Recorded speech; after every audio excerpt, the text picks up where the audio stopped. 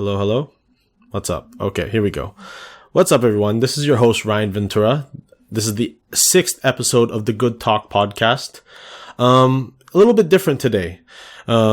Initially today, I was supposed to have a guest and we were going to talk about UFC 200 and we were going to talk about the big UFC sale and all that kind of shit. But, last minute, the guest had to pull out and it's cool. He'll come on the show again very soon.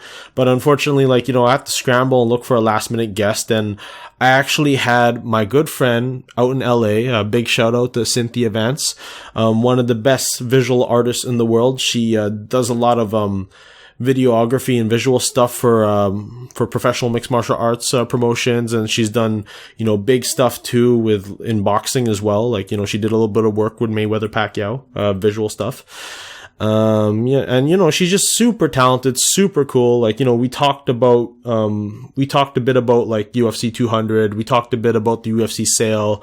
Talked quite a bit about the fight game and her experiences. She actually had the honor and privilege to follow Ronda Rousey in her camp for 2 months in her prime, and she got to follow her train while she's training and things like that, and just follow her in her day-to-day life. And we talked about that. But the bad news is during our Skype conversation, that entire part cut out. So here I am, kind of sad that it didn't pan out because it was quite the epic conversation. But we talked about UFC, UFC 200 and the UFC sale and all those things that I mentioned before. We talked about our passion for hip hop music and culture. And it was quite the good conversation, and I managed to scramble and get the last 20 minutes of that combo, which I'm going to post. Which is unfortunate. I wish I got to share with you the entire hour-long conversation, but that's okay. Because, this is a show that, I can see myself doing for a long time, and Cynthia will be a guest in person one day. Or, if I go to LA and I go visit her and her wife again, most definitely we'll do the podcast again. But, what I have, it's, quite sucks, but maybe I should backtrack and give you my short opinions on things before I go ahead and go on to that tail end of the conversation. So UFC 200 happened, and it was for the most part I thought it was a pretty dope card. A lot of people give it a shit that it doesn't necessarily deserve. When people were booing Daniel Cormier for playing it safe and taking down Anderson Silva. I mean, come on, motherfuckers. This is Daniel Cormier, right? This is Anderson Silva. Anderson Silva, even though, he didn't have a camp. He's fresh off of gallbladder surgery, and he took the fight on 2 days' notice. He's still fucking Anderson Silva. And, any man with the right mind, will not want to stand with a man like that. So, Daniel Cormier did the right thing, took him down, controlled him. Don't hate the player, hate the game, motherfuckers. Right? That's MMA. If you want to watch a guy stand and strike it out, that's why there's Bellator kickboxing, there's Glory kickboxing, there's Lion Fight Muay Thai. There's world-class boxing out there. If you want straight up stand-up fighting, that's what it's there for. But it's mixed martial arts, and if you expected Daniel Cormier to strike it out with one of the greatest of all time, you're fucking dreaming, man. So I'll leave it at that. My favorite performance at UFC 200, Jose Aldo, man, he looked like his old self against Frankie Edgar. That was some good shit. He showed some good skills. I was very happy with his performance. Amanda Nunes taking the belt from Miesha Tate, Amanda Nunes, she looked like a killer. She kept landing that right straight, and she just looked good. And, that women's bantamweight division, it's a revolving door. I mean, it's anyone's strap at this point, and who knows if Ronda's gonna come back or whatever. But I'm curious to see how that division plays out. Brock Lesnar did his thing. He might have not been the most aesthetically pleasing fight, and might have not been the most exciting fight. But again, just like Anderson Silva and Daniel Cormier, do you really want to stand with Mark Hunt? Brock looked comfortable on the feet, and he did his thing, controlled him on the ground. He took a few good shots from Mark Hunt, and that's that. Props to him too, man. Big payday, biggest show up pay in UFC history, 2.5 mil. Still, not as much as like, like some of the top draws in boxing, but like, whatever, like that's progress and good for him. Like, that guy's making money, and the WWE made like some extra dough too, like, free promotion. Now people are going to be psyched to see him, go against Randy Orton at SummerSlam. That's going to be a good event. But yeah, like what else happened? Okay. The UFC sale happened this morning. I'm really curious to see what happens, like, to the fight game. Because, like, the reality is, whether people want to admit it or not, the UFC being the biggest MMA promotion in the world, the way, like, the sport was built, the UFC is like the granddaddy of them all in the sport. So if anything happens to the world's biggest promotion, it affects us on all levels, the regional level, all that stuff. So, I'm hoping that, like, I don't know what's going to happen exactly, but I'm hoping, like, fighters get paid more money. I hope they get treated fairly, all that kind of stuff. But like, maybe I'll save, that conversation for another day. But, I'll segue into like, my conversation with Cynthia Vance. So, in this part of our conversation, it's about 23 minutes long when we got cut off on Skype. We just talked about our love for hip hop music, like growing up as a kid, born in the late 80s, grew up in the, in the 90s and the early 2000s, like hip hop was hip hop was like a big influence in my life. And even to this day, it influences the way I dress, the way I talk, all that stuff. Like, even though like I'm not as heavy into the scene as I am like today, like, it's still an influence and big part of my life. So, we're going to go into that right now. Enjoy. Hello. You still there? Hello? Oh, wow. We got cut off. Uh-oh. Nah. That's okay. It's okay. The shit's still recording and everything like that. But yeah, Alright. you were saying like, with today's generation, the one good thing is like it forces everyone to like, be on their A game and like, force opportunities themselves rather than waiting for it to happen. Yeah, exactly, and I like that a lot of artists are moving towards the independent route versus using record labels to get their product out there because, at the end of the day, artists, my wife is a musician, a rapper. At the end of the day, she doesn't see much money when she's working with a record label, because you have to pay so many dues, whether it's towards music video, marketing, whatever. Mm-hmm. Um, so I like that this kind of downloading streaming era has kind of, you know, brought out a more independent route, and artists are now interacting with their fans a lot more. Oh I yeah, totally. And not only are these artists super accessible, like, they're able to do things like what we're doing, like podcasting Yeah. and stuff like that. Like before, it sounds kind of silly, but like looking back, like when I used to make music myself, like I had to save money to like, go to a studio. I had to like, if I wanted to get free studio time, I would have to like, know a guy that goes to school at the Art Institute and like, book like time with him while he's doing his school projects. And like, you have to save money to print CDs and things like that. Yeah. And now it's like that shit's like, we could buy a studio ourselves now easily. Yeah. Doesn't even cost that much. Yeah. It's good and bad. It's Hmm. good and bad. But I don't know. For me as a fan, it's allowed me to connect with artists more and on a more personal level, I guess. And it also has prompted me to want to buy their product, like give them Hmm. money. Where versus back in the day, I guess when this downloading era started to happen, it I was downloading shit, not gonna lie, like so. Yeah, yeah. Well, for me, like when I was younger, like I mean, not everyone like had like a computer, so like I remember having to go to a friend's house, like pay him like $5, he'll give you like a blank CD. You can download like 12 tracks that you like, right? That was like the hustle that they had. Having a CD burner was a luxury back then. That's some crazy shit. But like for artists that I really liked, like I would go to the local CD store, and for the most part, like a lot of albums I wanted to hear because back then like we'd have to read the source in double XL, Yeah, right? yeah, I used to be a subscriber to double XL. I stopped supporting the source back in like 2000 when they started doing that like aftermath beef thing. uh-huh, You remember that? yeah, Like when Benzino, the guy who was in charge of the source at the time, was like beefing with Eminem and Dr. Dre and 50 Cent. yeah, yeah, man. Hip hop magazines have kind of fallen off for me. Huge. Well, the magazine industry is pretty much dead too. Yeah. right? Yeah. With the like resurgence of blogs and people like making their own vlogs too, right? To talk about stuff. But yeah, like that was how we used to get hip hop back in the day. Well, actually, you know what? Let's talk about that. Like, you grew up in Hawaii, yes? Yeah, Japan and Hawaii. Okay, so how did you discover hip hop music and culture? Yeah, it's funny, my dad, who's like the whitest guy that I know, who's from like the country in upstate New York, was a huge hip hop guy.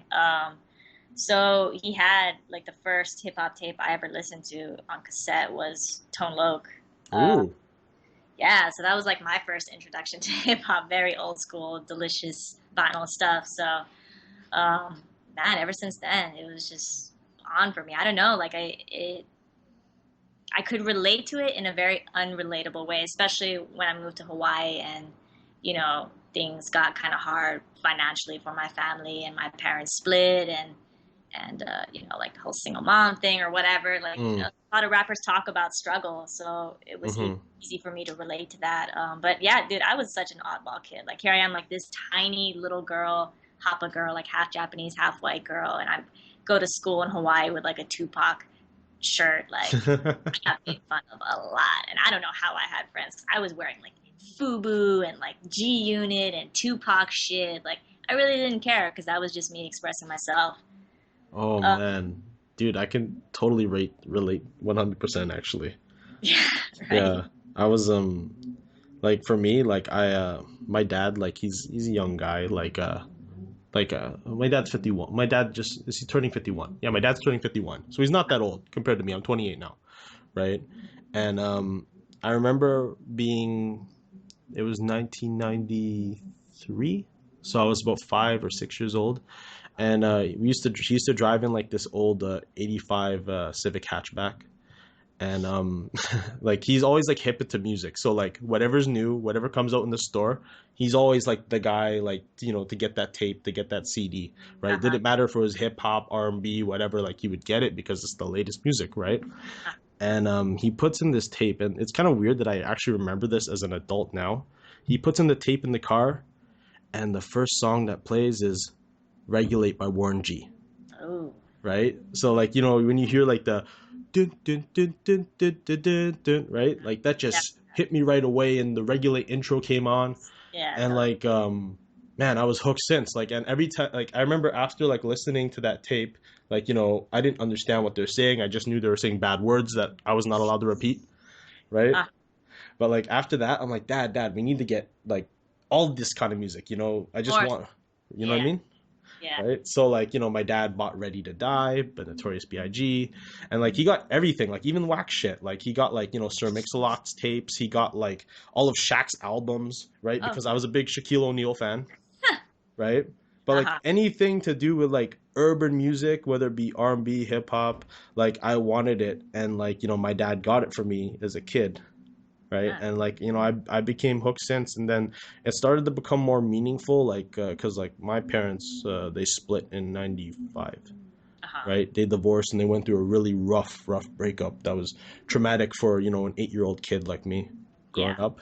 So like I felt like when I was listening to Pac, when I was listening to Biggie, when I was yeah. listening to DMX, like, even though like, I mean, like, I guess I grew up like in the hood part of like Vancouver too, Uh-huh. right? So like, I can sort of like relate to their struggle, but not like directly, but I can relate to it. And it just Yeah. stuck with me, man. Like when I went to high school, I was just like you. I was like rocking like really oversized FUBU jerseys. I was wearing like Timberland boots and lugs shoes. Had my jeans sagging. Like, my mom used to be like, "Why the fuck you dressed like that?" You know, right? Like complete, opposite of what I'm wearing today, right? But like everything was baggy, everything was big. Like, like if I was to like give you my old clothes, like you would swim in that shit. Dude, but I was wearing baggy shit too. Like I don't know what I was. I was even skinnier than I am now and tinier. Like so, just rocking ridiculous shit. But dude, I was in the same exact boat as you, especially with my dad. But he was a huge hip hop fan. Like I remember, oh god, but he listened to like Two Live Crew sometimes. I was like, oh my god, what the fuck is The this? Miami Bass shit, This stuff yeah. is sketchy. But I remember he had. I think the moment where I really fell in love is he had Tupac's All Eyes on Me Mm-hmm. album. And he would play that a lot in the car. And he had a Nissan Skyline at the time, so he would love Oh, to drive through Yokohama blasting that shit. Yo, that's sick because like my dad like had a really dope like he had a 1985 Toyota Supra, a white one as well. Uh-huh. So like that was like it had like that same like boxy style like the Skyline, and he just Yeah. blasting fucking Warren G and Biggie in that thing. It was dope. It was It dope. just, yeah, it's just that total vibe. It just did it for me. And same as you, like when I had a rough, my parents had a rough divorce too, and things got really hard for us, and we ended up living in kind of shady areas too and shit. It was just easy to relate to, and Mm-hmm. I credit hip hop a lot to allowing me to open my mind to a lot of things. Like I wanted to read what Tupac was reading, Yeah, yeah, same. and stuff like that. So, man, hip hop was everything to me growing up. And ironic, like I'm married to a rapper now, so Mm-hmm. Mm-hmm. Well, uh, that only that like that's it's only natural that that would happen because like that's something that like your heart's in, and that's something that you're interested in, and like it's only natural that you would attract someone that has the same heart, right? yeah, yeah, no, I think it's great that I can share. Like, man, I really fucking love hip hop, and to share that with someone, we go to Royce to 5 9 concerts together. Oh man, Royce was one of my favorites. Yeah, Amazing. oh, his last album was incredible. Hmm. But Well, it's nice. like you know how like I'm super heavy into electronic music now, right? Yes, I know. Like, well, what really changed it for me was because like at the time, like we're digging into some deep shit. So like at the time, like like I made my own like name here, like in the Vancouver scene. Like I was like hosting parties, like bringing like out of town like people to come. Like you know who Dumbfound is from Yes, LA? yes, yes, I I do know. was I was the first person like in Canada to bring him to town, and he actually stayed with me in my basement for a week in Vancouver. Really? Yeah, That's back in 2008, like I can send you some old pictures of us like next time, like soon. But like yeah, him and like some other LA guys like that were part of Project Blown. You know uh-huh. Project Blown? I do not know that, but I do know Dumbfounded. But like Project Blown like back in the day was like one of like the big like LA movements. Like this is where like people like Abstract Rude, Freestyle Fellowship, like they all got their start from Project Blown, Uh-huh. right? And like yeah, I became like friends with like Dumbfounded and like his management team back on MySpace back in the day, and I used to host like this event called the Asian Hip Hop Summit in Vancouver, right? Really? Because there wasn't a lot of like Asian people like me. Like I'm a don't want to toot my own horn, but I'm like a pioneer of like that shit here, right? Yeah. There was no like Filipino dudes or Korean or Chinese dudes like doing this at the time. Like it was like me and a few other guys, Yeah. right? So like we wanted to unite together and bring us all together. And like yeah, Dumb was one of the first guys that I brought to town. But anyways, beside the point, like I made my name in the scene here. Like I did all these shows. Did a bunch of songs. I was sort of like the original like Canadian YouTube rapper, I guess, right? Uh-huh. It's kind of weird. Like Before Drake. yeah, way before Drake, right? Because like this is me like heavily influenced on like Mobb Deep and Pete Rock and Seal Smooth and things like that, right? Uh-huh. So like at the time I was like dating a girl, like that like loved hip hop like as much as me, and she really liked what I was doing. She supported me all the way, understood why I had to record in studios at 4 in the morning. Hmm. Understood why I was at the clubs every weekend promoting these shows and everything like that. Uh-huh. And we went through like a really really rough breakup. Like it was a nasty breakup. We were together for 5 years, and she broke up with me back in 2012. Uh-huh.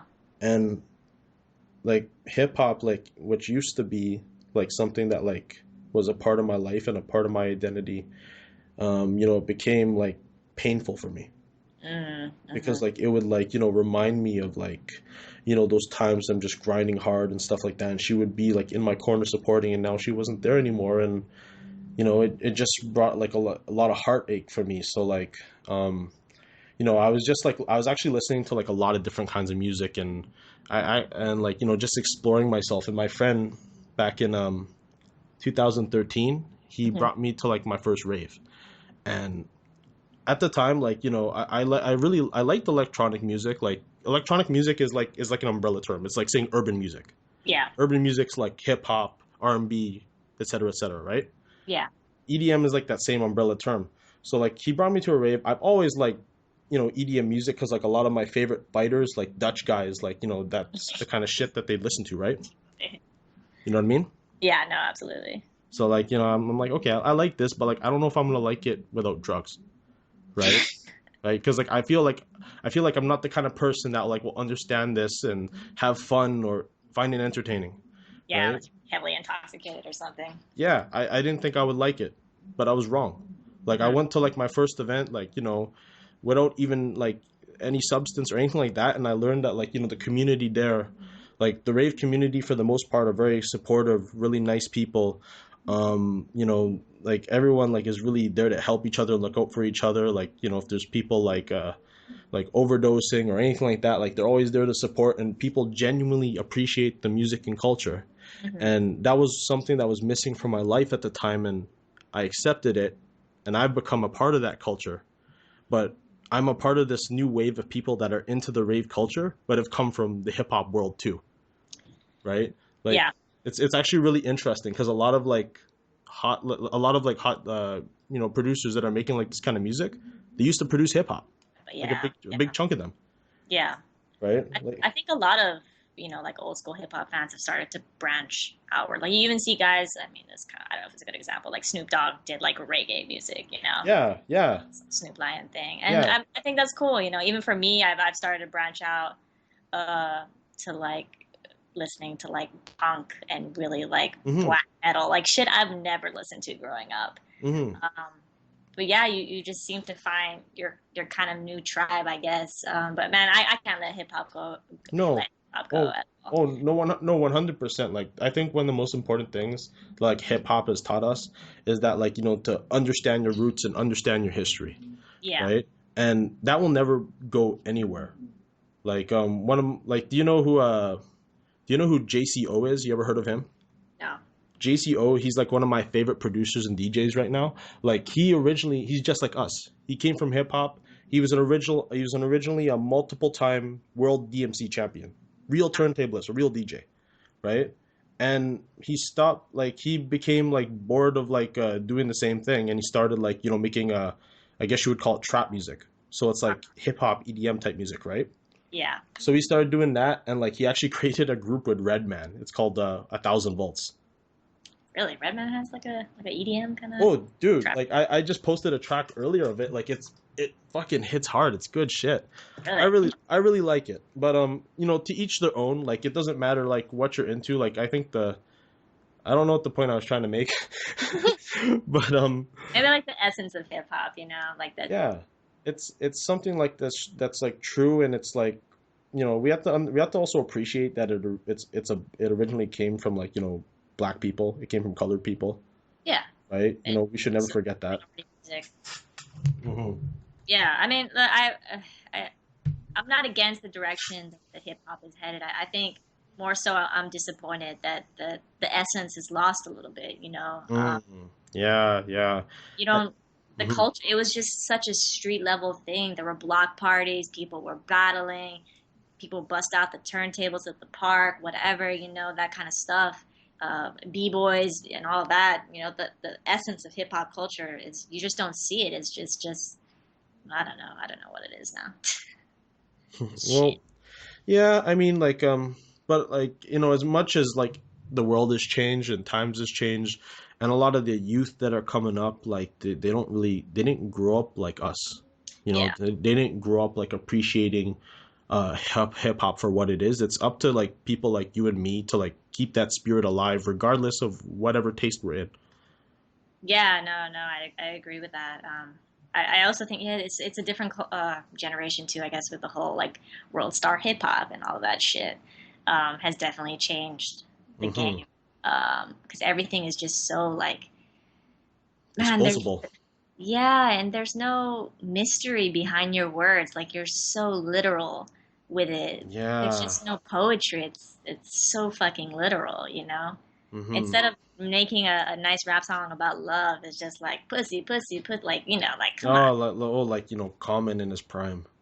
Yeah, Yeah. exactly.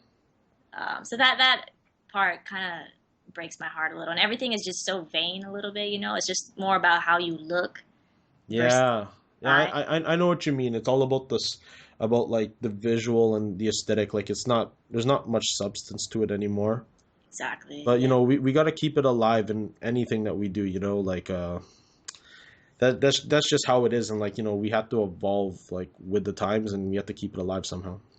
Yeah, and there's definitely, not to say there's a lot of talented guys out there like Logic, J. Cole, Kendrick, those Hmm. guys I Hmm. have respect for. But um, I think I remember like me and you used to go back and forth on Twitter about Kendrick, and you're like, I don't get him. I'm like, trust me, you will get him. Like he's like one of the last of the dying breed. I like him yeah, better than J. Cole, right?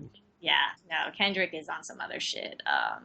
He's incredible. It took me a while to like just even want to listen to these new guys because I was just so stuck in the past. It's like Hmm. nah, none of these guys are like nah, no. But then I sat down and started listening to all of them, and wow, holy shit, they're amazing, and they're bringing something new as well. I think with their approach. But yeah, you're right about like it's up to us to kind of keep that essence alive. I've been trying to get involved more with hip hop music. I'd like to shoot more music Yeah, yeah, go. videos or like behind the scenes shit. Especially, I've discovered more female hip hop artists now, and there's so many out there that are so talented, and like you don't know any of them because they don't have a platform to Hmm. present themselves. Really.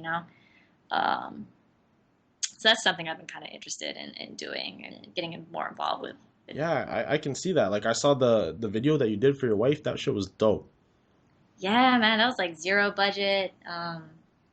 She really needed a video for her new EP she put out, and I shot that with a friend of mine, Scott Hirano, who's an amazing photographer for like Muay Thai and MMA and Oh Jiu-Jitsu. yeah, big shout to Scott. Like I used to work for I used to write for lowkick.com, and like I used to use his images all the time because we were licensed through him. So big shout to Scott. He's cool. Yeah, Scott's man, he's such a homie, such a good dude. But yeah, no, I'm really happy with that video, and it really made me realize that hey, like I would like to get involved with. I've been doing MMA for so long. I think in like 5 or 6 years now. I'm ready to kind of explore other options, and hip J- hop is definitely something I want to explore. I love it just as much Well, as MMA. yeah, 100%. And plus, like that keeps you on your toes and that keeps you fresh because like now, like if you're venturing into something else, like you have more inspiration and you have different looks and better than you had before. You know. Yeah, no, definitely, and it's great to see a lot of people like Zeus from Middle Easy. Mm, mm-hmm. He sold Middle Easy, and now he's doing something called the Stone Gamer. Love it. And we've been working on episodes with this weed culture site called Mary Jane, and we put out episodes about gaming and cannabis or just drugs, I guess. Yo, that like I can't wait to see like the full thing like where he you guys went to E3 and he did mushrooms, right? Yeah, man. He did E3 on shrooms. Like he like took an egg and just fucking I've never seen a human being like swallow mushrooms like that. Like it was just chips or something because they don't taste good. Let me tell you, they don't taste good. Yeah. He just fucking gobbled it up and walked right in and was a champ. I don't know. If it was me, I would be having a panic attack. Like you don't want a crowd when you're on shrooms. I don't even know if I want video games on shrooms, but Yeah. he handled it like a pro, and it's such a great episode. He was tripping so hard on everything. Is that like officially out yet? No, Okay. it should be maybe out probably by the end of this month. I think they're going to release our second episode. It's about Pokemon. Oh, This week. Yeah, nice. Good shit. Good shit. yeah. I wish we would have shot this episode when like Pokemon Go came out. This was shot like a while ago, so that's okay. I guess it's good timing, anyways. Yeah, yeah. All right. Well, Cynthia, like I think like we've hit like our mark. Like I really want to continue this conversation by like, I know you got things to do. I got things to do. I got to pick up my girlfriend in a bit and I'm sure you got some stuff to do with your wife and all that stuff too, right? No doubt, no doubt. Yeah, But like, I appreciate you last minute coming on the show. Like, I mean, initially I had like a guy that was gonna come to my office boardroom. We were gonna record the show as normal, like, in our meeting room setting. But like, you came through in the clutch, last minute. Respect. Thank you so much. yeah, no doubt, man. It was really fun. It was awesome just to talk hip hop and MMA, like two of my favorite things. So Yeah, and it's dope too because like, with what I've been into like these days, it's like I don't get to talk about like my love for hip hop like as much as I used to. yeah, Like my girlfriend, like my girlfriend June, love her to death, like amazing girl. Like she's like the complete opposite of us growing up, like in terms of music taste. Like, Like she grew up like straight up like on the radio stuff and pop music and all that stuff, right? Like, Yeah. I'd like listen to a song and be like, oh yeah, man, I remember how dope Common is. She's like, who's Common? And No. then like, but she loves Common, but like she doesn't love him for the music. She knows him as the actor, the TV show guy. You Uh-huh. know, she's like, oh yeah, he's a really handsome guy. I'm like, what? He's a really talented rapper from back in the day. So like, yeah, it was really good chopping it up with you. Like, no structure, uncensored, being able to talk about hip hop and fighting. Thanks again. Thank you. Thank you. No, it was really fun. Thank you. And I'd like to extend the invitation out to you and your wife again. If you guys ever want to come to Vancouver, like, let me know. I have like a space for you guys to sleep. I have a lot of room in my place, and like that place is for you guys free of charge. Ah, dude, that's amazing. Thank you. Well, one day I have to make it out to Canada. People keep asking me to come out there, so I guess one day I should just make it. Hopefully one day we'll make it happen. Like if you pay attention to like my Facebook timeline, I'm always posting the illest travel deals.